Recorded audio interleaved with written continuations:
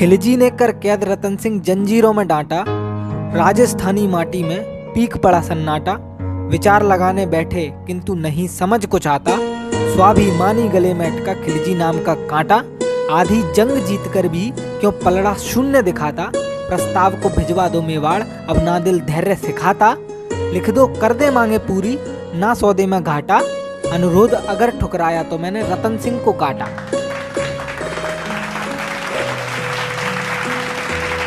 तो यहाँ से रानी पद्मावती चिंतित वीरों को समझाती हैं कि सोए हुए सारंग जगाने रानी पद्मनी आती। रिक्त पड़े दीपक में वो अग्नि से ज्योत जलाती। उत्साह साहसी शब्दों से वो वीरों को समझाती। उस दिन उस छत्राणी में रूप देवी दुर्गा दिखलाती। हर एक लड़ाकू वीरों के मस्तक से तिलक लगाती। गोरा को सिंहों की सेना का सेनापति बनाती। समक्ष सभी के खड़ी नेत्र से अश्रु नहीं झलकाती, किंतु शीश पे चिंता की झलक अलग दिख जाती।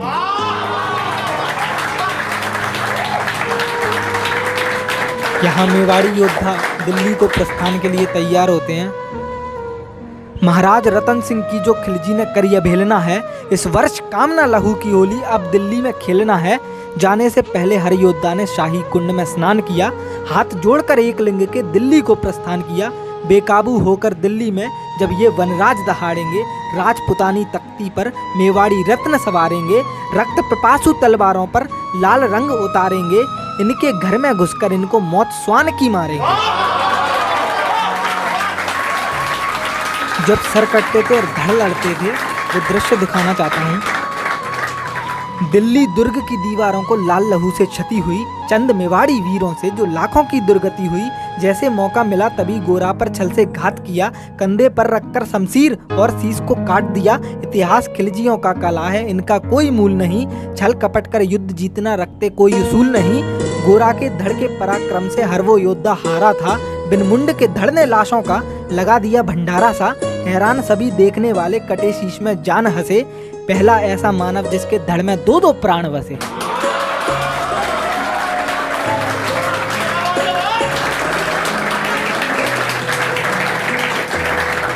तो दिल्ली से महाराज रतन सिंह को मेवाड़ लाया जाता है। उसके बाद खिलजी अपनी दुगनी सेना लेकर चित्तौड़ दुर्ग पर आक्रमण करता है। तत्पश्चात रतन सिंह अपने सैनिकों से बोलते हैं, नहीं दुर्ग पर आने देना आज किसी भी बाधा को। आंच न लगनी पाए तनिक भी रघुकुल की मर्यादा को। तुम ही हो जो शत्रु को आगे न बढ़ने दोगे। सूर्यवंश के स्वाभिमान को दाग न लगने दोगे। बेखौफ वही लड़ सकता है जिसको न जीवन प्रिय है। जो बलि जवानी की रण में दे मात्र एक क्षत्रिय है। उसी तरह लड़ो जंग और जोर लगा दो सारा। जैसे था खिलजी को तुमने घर में घुसकर मारा। हर हर महादेव का रण में गूंज उठे जयकारा। आसमान में भगवा हो न ध्वज में हरा सितारा।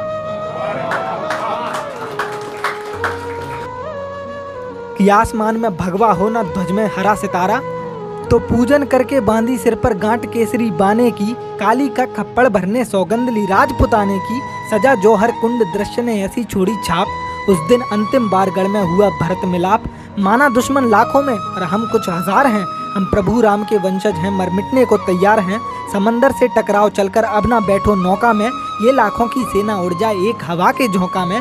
देशभक्त जिस क्षण को जीते इसी सुनहरे मौका में। चित्तौड़ को बदलो कलिंग, खुद का किरदार अशोका में।